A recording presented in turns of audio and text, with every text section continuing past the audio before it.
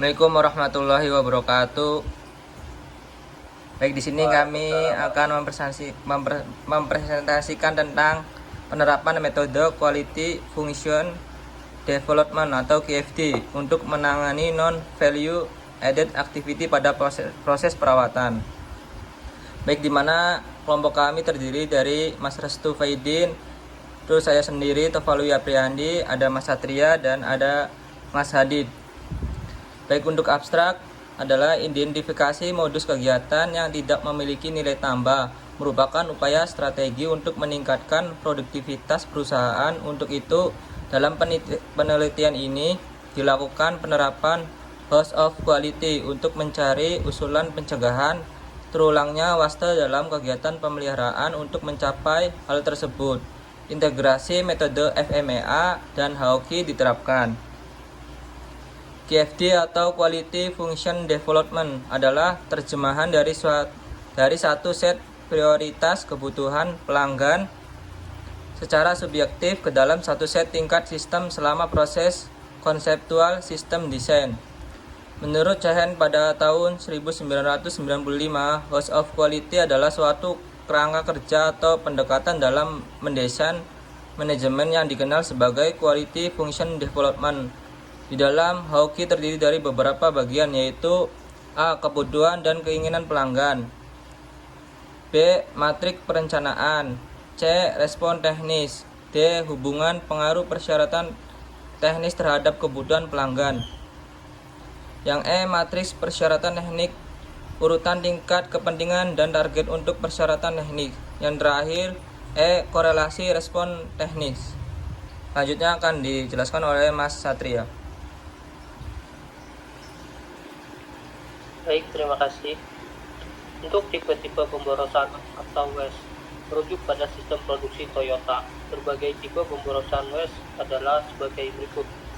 Yang pertama adalah transportasi, yang kedua inventory, yang ketiga gerakan yang tidak diperlukan, yang keempat menunggu, yang kelima produksi yang berlebihan, yang keenam produksi yang proses yang berlebihan, dan yang ketujuh barang rusak atau defect.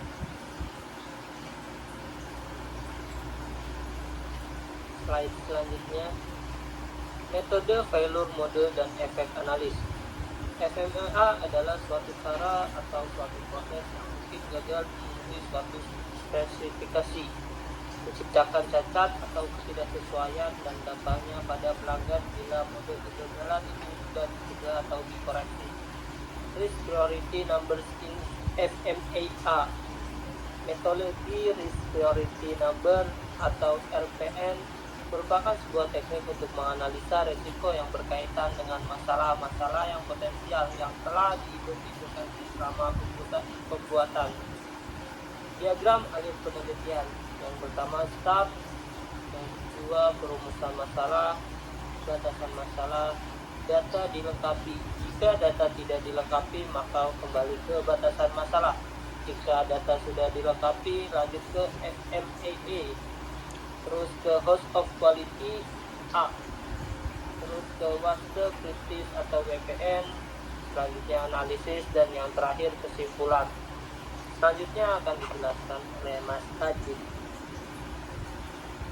Ya, terima kasih. Saya melanjutkan pembahasan pengambilan data. Untuk memperoleh data mengenai waste dalam penelitian ini dilakukan dengan pengamatan dan wawancara terkait dengan manajer pemeliharaan dengan menggunakan metode observasi dan pengamatan empiris pada industri penelitian. Tipologi faktor pemborosan yang ditemukan dalam penelitian yang diturunkan dari 7 tipologi waste sebagai berikut.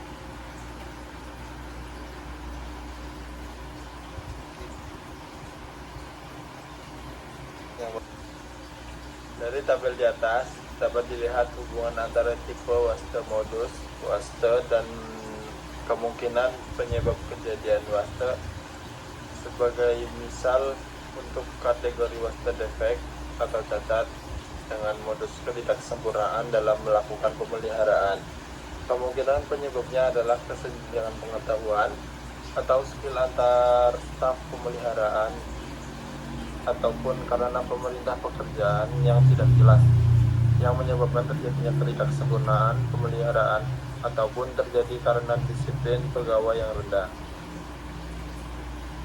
Kuantitatif nilai resiko atau pemborosan kritis dengan menggunakan acuan Waste Priority Number atau WPN akan modus kejadian pemborosan yang paling kritis, yakni dengan indeks terbesar adalah bolak-balik staf pemeliharaan dan pemeliharaan otonomi yang terbatas.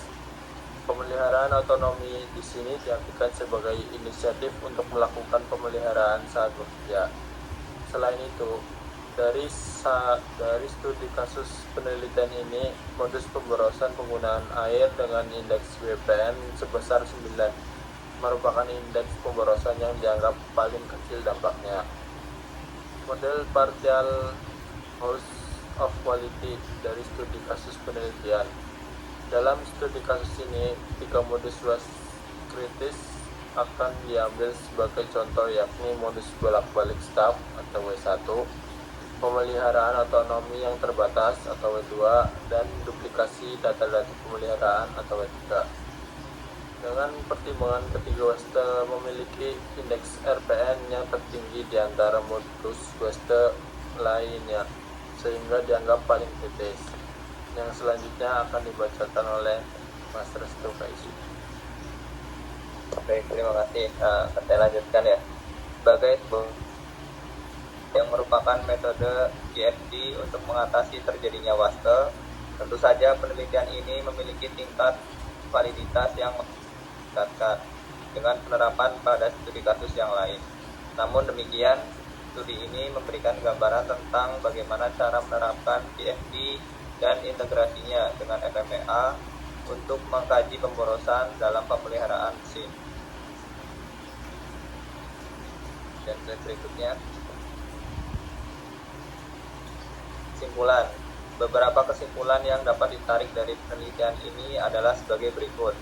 Dalam studi kasus ini, 3 modus waste kritis diambil, yakni modus bolak-balik staf atau W1, kemudian pemeliharaan otonomi yang terbatas atau W2, dan duplikasi data-data pemeliharaan atau W3. Dengan pertimbangan ketiga, waste memiliki indeks RPN yang tertinggi di antara modus waste lainnya, sehingga dianggap paling kritis. Berdasarkan studi kasus penelitian, diketahui bahwa waste paling kritis dengan mengacu pada skor Waste Priority Number atau WPN adalah bolak-balik staf pemeliharaan dari workshop ke kantor dengan WPN 84, disusul oleh duplikasi data perawatan dengan WPN sebesar 72, dan pemeliharaan otonomi yang terbatas dengan WPN sebesar 60.